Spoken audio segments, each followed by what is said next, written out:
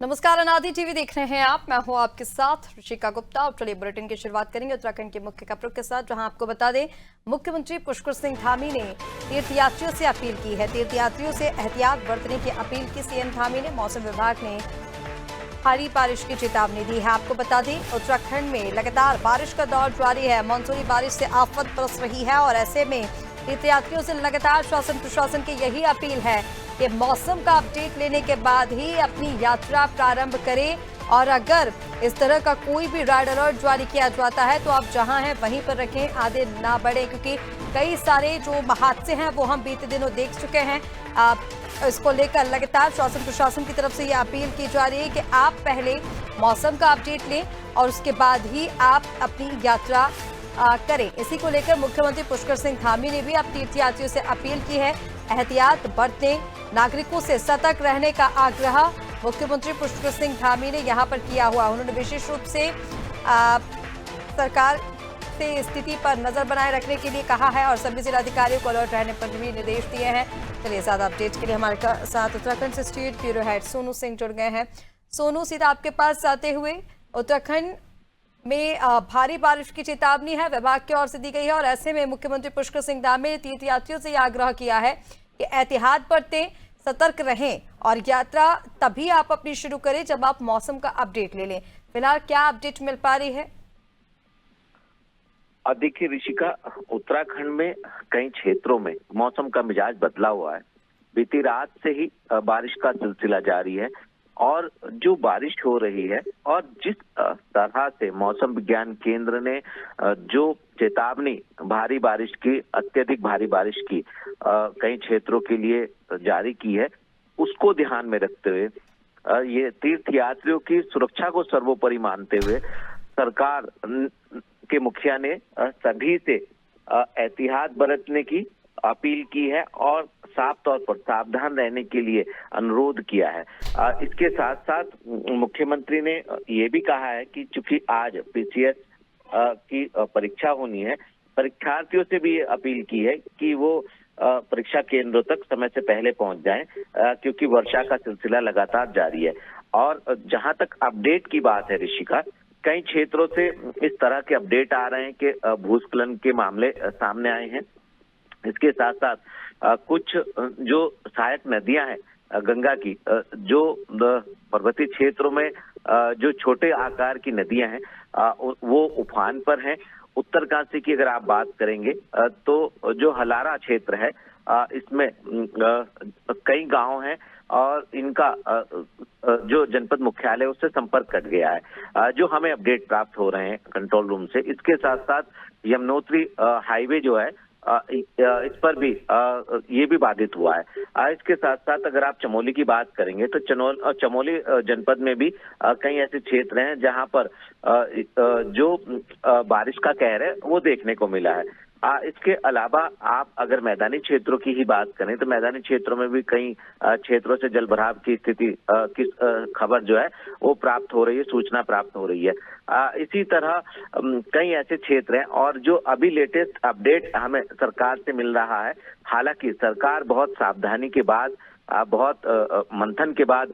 इस तरह का निर्णय लेती है। जो हमें शासन से भी सूचना प्राप्त हो रही है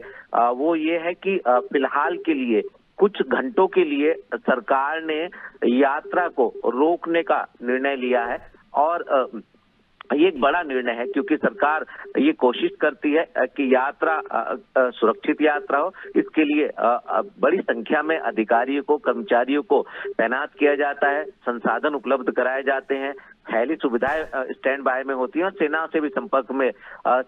जो सरकारी तंत्र है वो रहता है। लेकिन आज चूंकि अत्यधिक भारी बारिश का अलर्ट मौसम विज्ञान केंद्र ने जारी किया है, इसको ध्यान में रखते हुए यात्रियों की, स्थानीय लोगों की सुरक्षा को सर्वोपरि मानते हुए सरकार ने ये फैसला लिया है, जो अभी हमें लेटेस्ट अपडेट शासन से प्राप्त हो रहे हैं उसके मुताबिक, कि कुछ समय के लिए, कुछ घंटों के लिए यात्रा को फिलहाल रोका जा रहा है और मौसम के अपडेट के बाद ही यात्रा को फिर से सुचारू रूप से संचालित किया जाएगा। तो कहीं ना कहीं, क्योंकि आप जानते हैं ऋषिका, ऐसी स्थिति में जो कुछ यात्री यात्रा करने का प्लान बना रहे हो, कुछ यात्रा करने के लिए घर से निकल चुके हों और कुछ यात्रा के प्रवेश द्वार पर हो, तो ऐसे में यात्रा को रोकना सरकार के लिए भी एक बड़ी चुनौती हो जाता है। लिहाजा क्योंकि सभी यात्रियों की, स्थानीय लोगों की सुरक्षा जो है वो सरकार के लिए प्राथमिकता है, ऐसे में सरकार ने निर्णय लिया है और उम्मीदें की जा रही कि मौसम का अपडेट लेने के बाद ही फिर से हम उत्तराखंड की चार धाम यात्रा जो है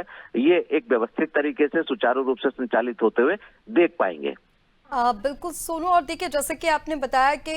कुछ तीर्थयात्री ऐसे हैं, हालांकि प्रशासन की ओर से लगातार अपील की जा रही है कि पहले आप मौसम का अपडेट लें, उसके बाद ही आप अपनी यात्रा प्रारंभ करें, क्योंकि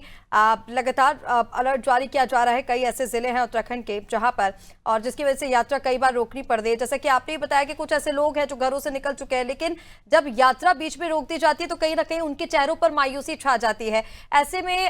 क्योंकि कुछ तीर्थयात्री ऐसे होते हैं, कई सारे तीर्थयात्री जो दूर दूर से वहां पर पहुंचते हैं केदारनाथ के दर्शनों के लिए, और ऐसे में क्या उनको राहत देने के लिए भी कोई प्रयास सरकार की ओर से किए जा रहा है? क्योंकि कुछ लोगों की हो सकता है किसी की व्यवस्था ना बन पाए, या फिर ऐसे टाइम पर बुकिंग्स वगैरह भी काफी ज्यादा मुश्किल हो जाता है। मौसम को देखते हुए भी सरकार की तरफ से राहत देने के लिए ऐसे तीर्थयात्रियों को जिन्हें बीच में रोक दिया जाता है, कोई प्रयास किए जा रहे हैं क्या? देखिए, सरकार लगातार प्रयास कर रही है। आप जानते हैं ऋषिका कि देवभूमि उत्तराखंड देवभूमि कहलाता है और बड़ी संख्या में, लाखों लाख संख्या में श्रद्धालु बड़े मनोभाव के साथ यहाँ के जो तीर्थ स्थल हैं उनके दर्शन करने के लिए अपने परिजनों के साथ पहुंचते हैं। वर्षा काल थोड़ा सा चुनौती भरा जरूर होता है, क्योंकि लगातार अपडेट्स मिल रहे हैं, नदियां जो हैं वो उफान पर हैं, और ऐसे में जो पर्वतीय क्षेत्रों के छोटे आकार की नदियां, जिसको हम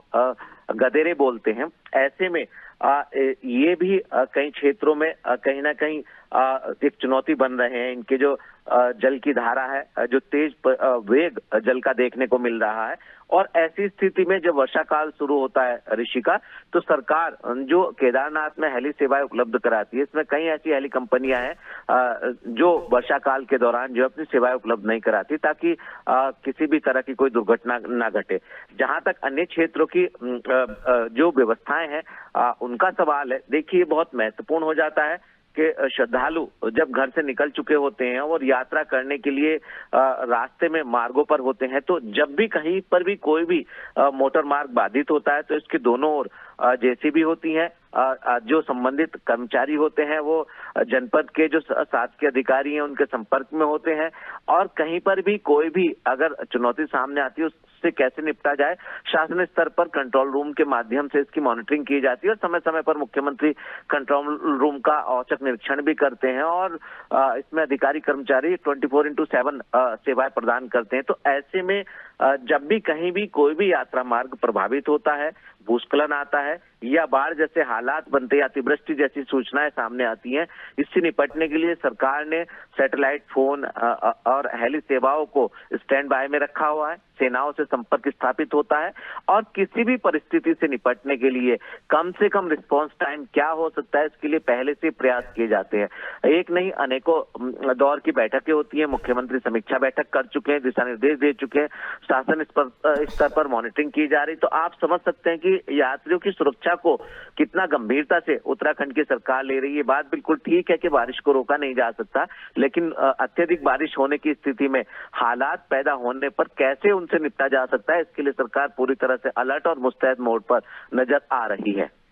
बिल्कुल सोनू, तमाम जानकारी के लिए बहुत शुक्रिया आपका। तो आपको बता दें, मुख्यमंत्री पुष्कर सिंह धामी ने यहाँ पर खुद तीर्थयात्रियों से यह अपील की है कि आप एहतियात बरतें, सतर्कता रखें, सावधानी बरतें, क्योंकि लगातार उत्तराखंड में अलर्ट जारी किया जा रहा है बारिश को लेकर। ऐसे में अगर आप तीर्थ यात्रा पर